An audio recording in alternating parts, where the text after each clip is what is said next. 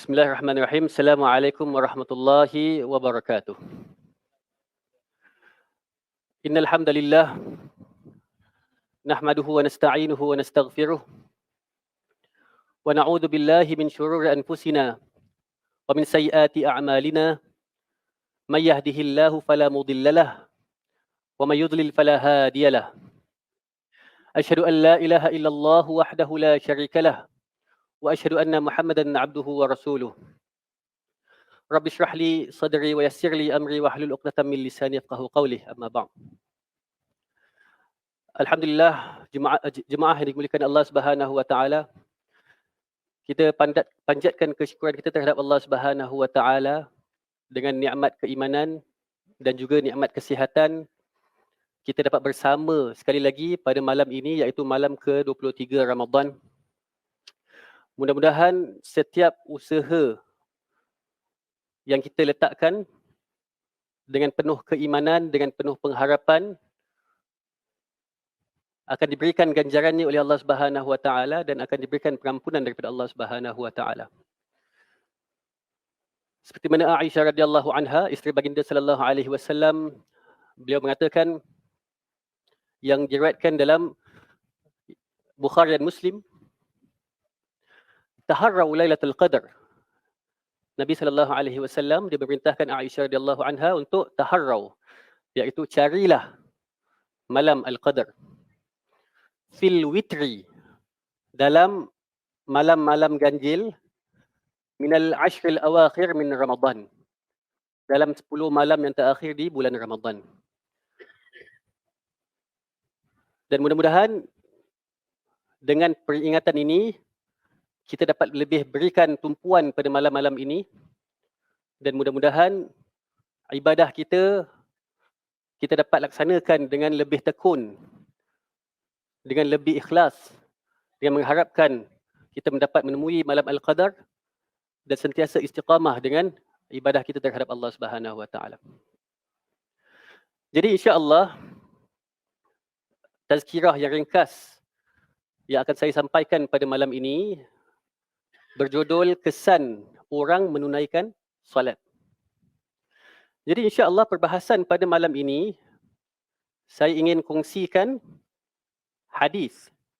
Saya akan kongsikan dalam surah Al-Fatah ayat ke-29 dan kita akan mendalami makna-maknanya. Mudah-mudahan dia akan memberikan kita suatu kefahaman yang baru dalam kita menganalisa ayat Al-Quran dan kita mentadaburinya insya-Allah. Jadi setiap daripada kita sebenarnya kita berada dalam kesesatan kecuali apabila kita diberikan hidayah daripada Allah Subhanahu wa taala. Jadi Allah berikan kita panduan iaitu Al-Quran, dan Allah memberikan kita salah seorang contoh yang terbaik iaitu baginda sallallahu alaihi wasallam, dan di mana Allah mengatakan kalaulah kita inginkan akhirat, kalau kita inginkan keredaan Allah Subhanahu wa taala, maka kita contohlah baginda sallallahu alaihi wasallam. Laqad kana fikum Rasulullah sallallahu alaihi wasallam qudwatun hasanah. Dia adalah contoh yang terbaik yang kita boleh ikuti. Jadi dalam ayat yang saya akan kongsikan pada malam ini dalam surah Al-Fatah, dia adalah mengenai khairul bariyah, orang yang terbaik yang kita boleh contohi, dan dia adalah khairul ummah, umat yang terbaik yang kita boleh contohi. Jadi ayat ini berbunyi Muhammadur Rasulullah. Muhammad itu adalah utusan Allah. Dia adalah the messenger of Allah Subhanahu wa taala. Jadi Allah telah berikan dia sahabat-sahabat yang sangat mulia yang mereka menjadikan Nabi sallallahu alaihi wasallam seorang nabi yang dapat memandu mereka ke arah kejayaan. Berbeza dengan pengikut Bani Israel, di mana sahabat baginda sallallahu alaihi wasallam mereka adalah sahabat yang mengikuti baginda sallallahu alaihi wasallam, mereka mengatakan sami'na wa ata'na, kami dengar dan kami ikut. Beza dengan Bani Israel, mereka mendengar tapi mereka mengingkari, sami'na wa asaina. Jadi Dalam ayat tersebut Allah mengatakan Muhammadur Rasulullah walladzina ma'ahu asyidda'u 'alal kuffar ruhama'u bainakum. Dalam ayat ini Allah menggunakan walladzina ma'ahu, dan mereka yang bersama baginda sallallahu alaihi wasallam. Allah tak gunakan walladzina amanu, dan mereka yang beriman. Perbezaannya apa? Perbezaan dia apabila Allah menggunakan al-ma'iyyah. Al-ma'iyyah tu bersamaan. Walladzina ma'ahu, dan mereka yang bersama baginda sallallahu alaihi wasallam, mereka akan bersama baginda sallallahu alaihi wasallam walaupun dalam susah dan senang, mereka akan bersama baginda sallallahu alaihi wasallam dalam perjuangan yang Nabi berjuang. Baik dalam susah, baik dalam senang, apa yang Nabi perjuangkan, mereka akan bersama Nabi sallallahu alaihi wasallam. Beza dengan penggunaan walladzina amanu. Orang beriman ni kadang-kadang yes dia beriman, tapi kadang-kadang ada perjuangan yang mereka boleh perjuangkan, mereka tetap tak berjuang. Okay, even dalam kalangan sahabat ada yang tetap tak berjuang dengan baginda sallallahu alaihi wasallam. Jadi dalam ayat ini Allah mengatakan walladzina ma'ahu asyidda'u 'alal kuffar ruhama'a bainahum. Jadi sahabat-sahabat baginda sallallahu alaihi wasallam ni mereka asyidda'u 'alal kuffar. Okey, mereka keras terhadap orang-orang kafir.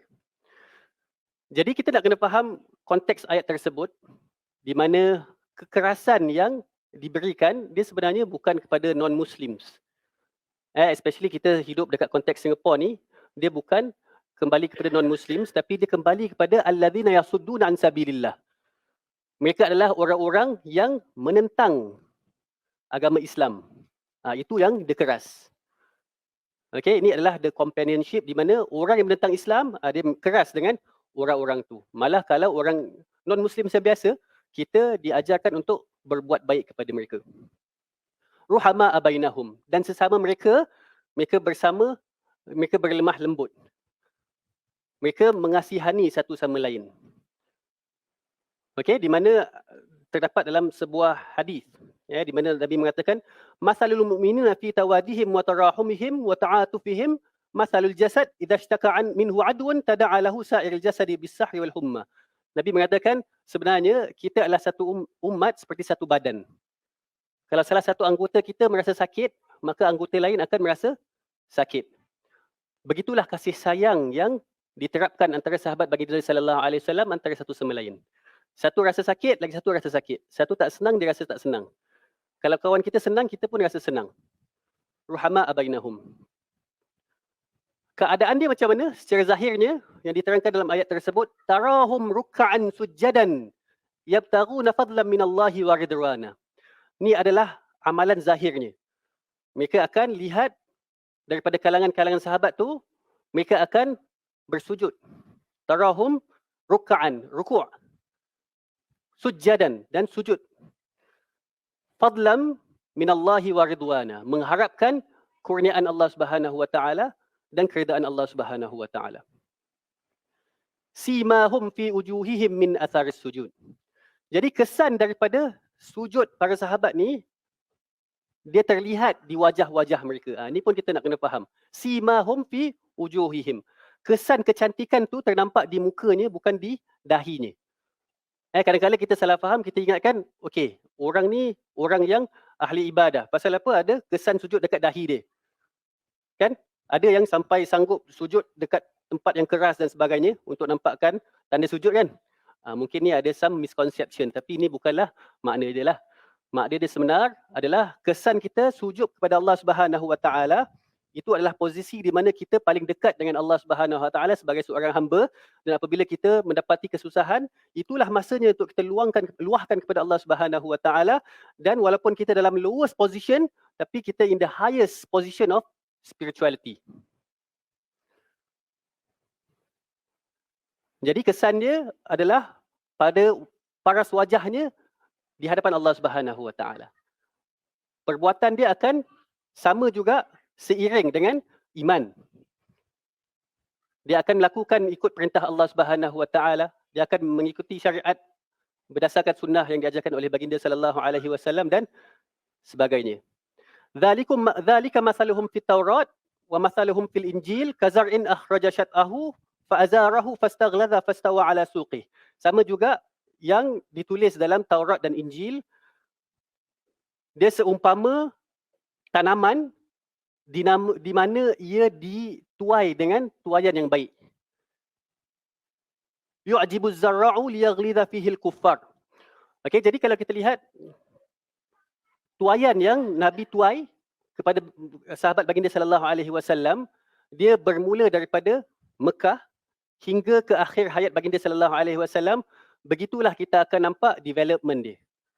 Sama juga development kita sebagai seorang yang beriman, dia perlukan masa, dia bukan sehari sedua. Jadi dia adalah di spiritual growth, dia perlukan masa. Tuaian dia perlukan masa. Maka dia punya result kita nampak apabila apa? Yu'jibuz zarra'i liyaghidha bihumul kuffar.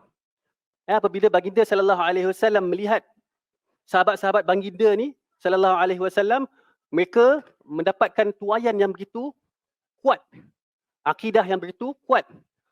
Mereka mengamalkan Islam, mereka bersujud dan bersama untuk mendapatkan keridaan Allah Subhanahu wa taala. Sehingga kan yu'jibuz zarra, orang yang tanam tanaman yang tuaian tu, mereka terpegun, nampak keindahan orang yang sujud dan rukuk untuk mendapatkan keridaan Allah Subhanahu wa taala itu, dan mengakibatkan orang-orang yang membantahi Islam, mereka rasa geram, liyaghidhu bihumul kuffar. Dan diakhiri dalam ayat tersebut, Allah mengatakan wa'adallahu alladhina amanu wa 'amilus solihat minhum maghfiratan wa ajran 'azima.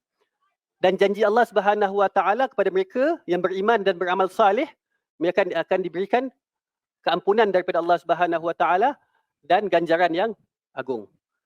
Jadi itulah tazkirah yang ringkas yang saya akan sampaikan pada malam ini, dan mudah-mudahan ia bermanfaat buat kita semua.